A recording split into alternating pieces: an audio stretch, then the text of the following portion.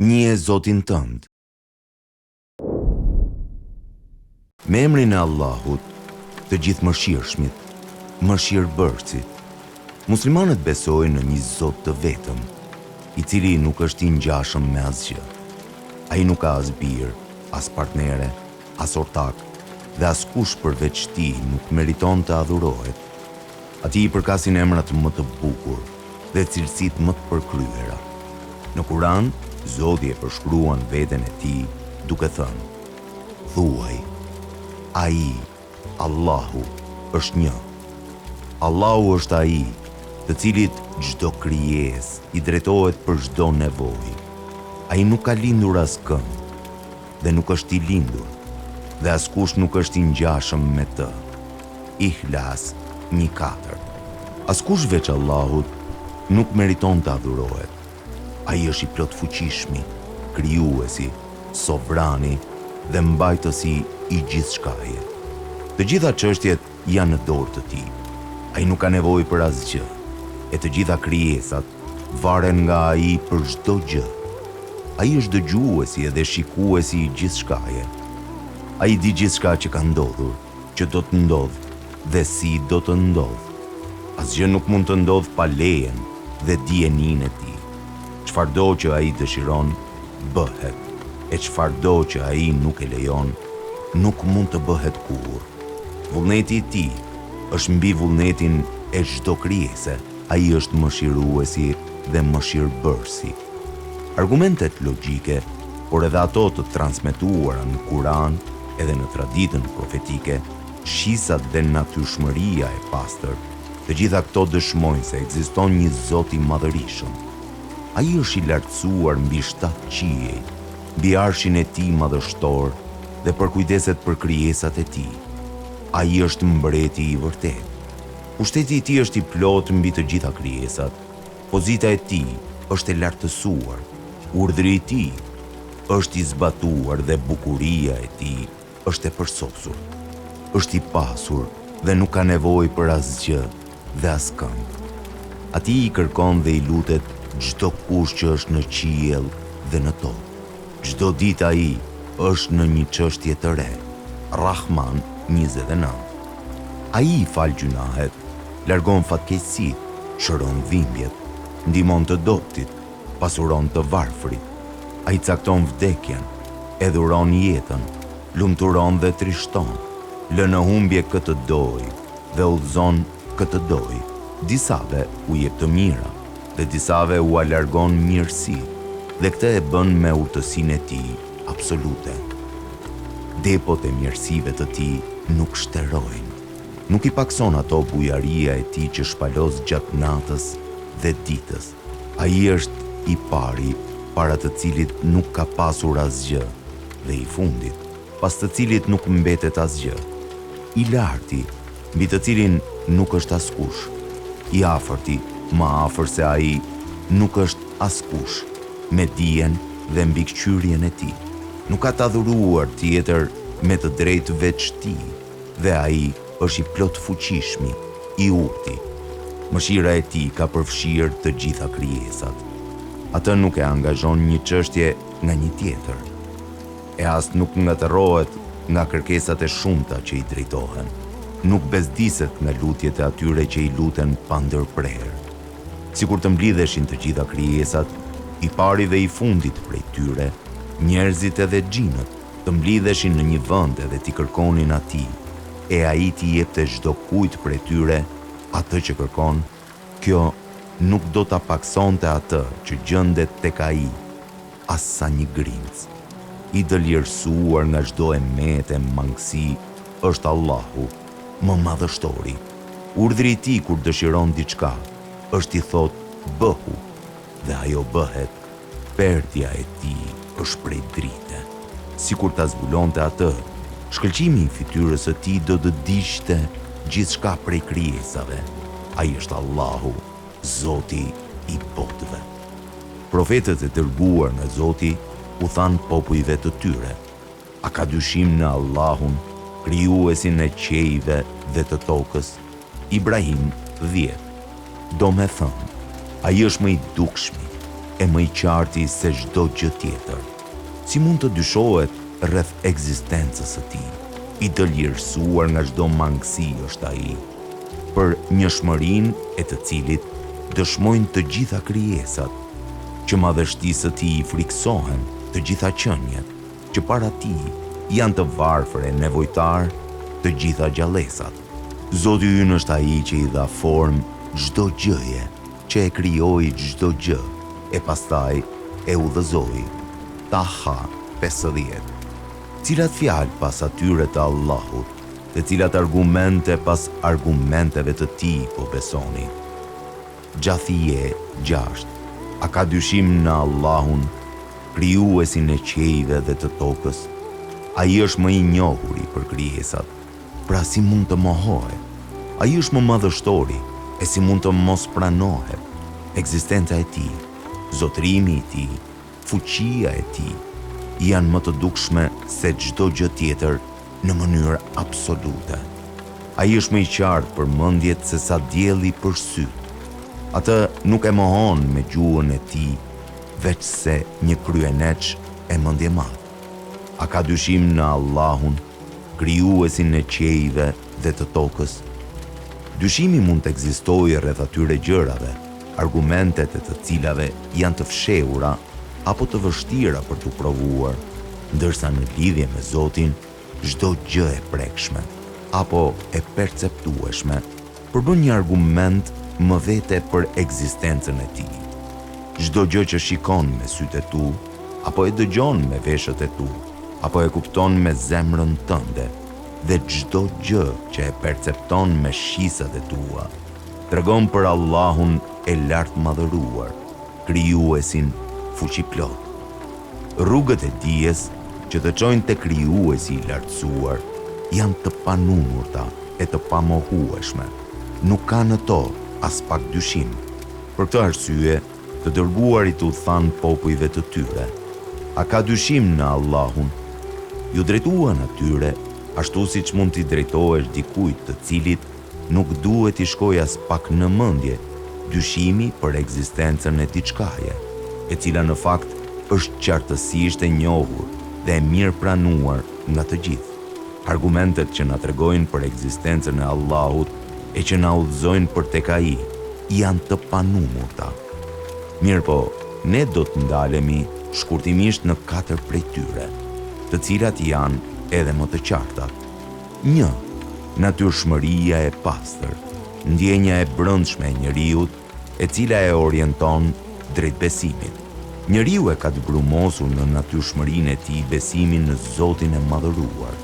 Çdo njeri, qoftë i madh apo i vogël, i arsimuar apo analfabet, pasanik apo i varfër, i fortë apo i dobët, i shkathët apo i ngathët, që të gjithë e dinë dhe e ndjejnë në brendësi të zemrave të tyre se nuk ka Zot tjetër të vërtetë të denjë për t'u adhuruar përveç Allahut, krijuesit fuqiplot. Argument për saktësinë e këtij pohimi është fakti se çdo njeri, madje edhe nëse është nga ata që pretendojnë se janë ateist, nëse gjendet hipur në anije në det, dhe deti nis të trazohet duke i ngritur lart dallgët si të ishin ato kodra të thepisura, atëherë, kur vdekja ndjehet fare pranë dhe shpresat për të mbijetuar minimizohen, aty do të shohësh se si të gjithë pa përjashtim do t'i drejtohen Zotit të gjithfuqishëm për shpëtim. Njerëzit janë krijuar në natyrshmërinë e pastër, e cila i orienton drejt besimit në njëshmërinë e Zotit. Njeriu është krijesë e nënshtruar ndaj Allahut, e krijuar për ta njohur madhështinë e tij dhe për ta adhuruar atë. Allahu ja ka nënshtruar njeriut çdo gjë që gjendet në qiej dhe në tokë, në mënyrë që nëpërmjet tyre të jetë në gjendje që ta përmbush këtë qëllim. Çdo kush me natyrshmëri të pastër dhe mendje të shëndosh e ka të qartë se adhurimi që disa njerëz i kushtojnë natyrës ose krijesave të tjera të ndryshme, të tilla si dielli, hëna, yjet, lumejnë, pemët, lopa e tjerë, konsiderohet dalje nga natyrshmëria e pastër njerëzore. Njeriu me natyrshmërinë e tij të pastër, madje edhe vetë gjithësia, dëshmojnë se çdo gjë është e nënshtruar ndaj Zotit të madhëruar. 2. Gjithësia, ky univers madhështor, me rendin e tij të përsosur, është një vepër arti e shkëlqyer. Në të ka bukuri dhe harmoni, që nuk mund të kalojnë pa u vënë re. Për sytë që shohin, çdo gjë në këtë univers e deklaron fuqishëm ekzistencën e krijuesit fuqiplotë të ditur, duke mos lënë vend për dyshim. Pikërisht për këtë arsye, na tërhiqet vërejtje në Kur'an. A ka dyshim në Allahun, krijuesin e qiejve dhe të tokës? Çdo mendje e shëndosh, duke u nisur nga arkitektura sy verbuese e gjithësisë dhe funksionimi harmonik i saj, është në gjendje që ta lexojë atë flet si të ishte një libër. Në çdo flet të saj, do të gjej argumente, të cilat tregojnë jo vetëm për ekzistencën e një krijuesi, por edhe se ai është i gjithfuqishëm, i urtë, i ditur, i mëshirshëm me krijesat e tij. Allahu i madhëruar thotë: ne do t'u bëjmë të mundur që të shohin argumentet tona në horizonte dhe në vetet e tyre. Fusilet 53. Në çdo gjë që Allahu i madhëruar ka krijuar, ka argument që tregon për ekzistencën dhe madhështinë e tij. Sa mirë e gjen të shprehur këtë në fjalët e poetit: thuaj i foshnjës që sapo lind, fillon e qan pa pushim. Kush të bëri të qash? Kush ta mësoi këtë aktrim? Kur ta shohësh gjarprin, helmin e tij ta hedh me furi, pyete: kush të krijoi me helm në brendësi? E pyete: o gjarpër, si ja bën për t'jetuar me helmin vdekje prurës që në gojë e ke strehuar? Pyeti barqet e bletëve: mjalti nga ju si pikoi? E mjaltit thuaj: kush të ëmbëlsoi? Qumshtin steril që në brendin, me gjake fekale të bagëtis që e strehuar, pyete: kush të bëri të kulluar? Rrezen e diellit që nga skajet e largta drejt tokës udhton, pyete në rrugën për tek njerëzit: kush të orienton? Hënën kur ta shohësh të vezulloj, pyete: kush bëri që drita jote të ndriçoj? O njeri, përmbahu, bëj kujdes, ku po shkon? Nga Zoti yt i lartë madhëruar, çfarë po të largon? Rregulli dhe harmonia në një vend, a nuk tregojnë për dikë që e ka ngritur atë rregull edhe harmoni? Arti në një vepër, a nuk tregon për artistin që e ka punuar atë vepër? Gjithashtu, bujaria dhe mikpritja në një vend, a nuk tregojnë për bujarin dhe mikpritsin e atij vendi? Këtë e kuptoi një nomad i shkretëtirës, i cili kur u pyet: si e njohet Zotin tënd, ai krejt natyrshëm u përgjigj: kur shohim gjurmë, kuptojmë që dikush ka kaluar. Kur shohim një vijë uji, kuptojmë se nga një burim ka buruar. Po detet plot ujë, dallgë dhe toka me male e pyje, a nuk dëshmojnë se ka një krijues të ditur që i krijoi ato dhe qiellin me yje? Nëse njeriu do ta vështrojë këtë gjithësi me syrin e mendjes së të zemrës, të padëmtuar nga indiferentizmi dhe ndikimet e jashtme, do të arriti shoh të vërtetat e saj e do të besojë se këto janë argumente që tregojnë ekzistencën e një krijuesi me dituri, fuqi dhe bujari të pafund. Mirë po këtu duhet të sqarojmë se edhe nëse kjo harmoni dhe këto bukuri janë të mjaftueshme për të kuptuar ekzistencën e një krijuesi fuqiplot, ato janë në vetvetet pa mjaftueshme për të kuptuar veçoritë e krijuesit, mënyrën se si mund t'i afrohemi atij, si dhe mënyrën se si mund t'ia shprehim lëvdatat tona për gjithë këto të mira që na ka dhuruar. Janë profetët e dërguar prej tij, dhe shpallja hyjnore, Kurani dhe Sunneti, që na njohin me krijuesin e madhëruar dhe që na tregojnë se si duhet ta adhurojmë atë. 3. Kurani, ky libër fisnik, i cili është i mbushur plot me argumente dhe urtësi. Kurani është padyshim me argumentet dhe provat më të mëdha të ekzistencës së Allahut. Një libër kaq gjithëpërfshirës, i cili tregon për të kaluarën, për të ardhmen, për ringjalljen dhe jetën pas vdekjes, i mbushur me dispozita e këshilla, që ta kënaq veshin e ta shëron zemrën. Para së gjithash, ky libër madhështor tregon për madhështinë e atij që e ka shpallur atë.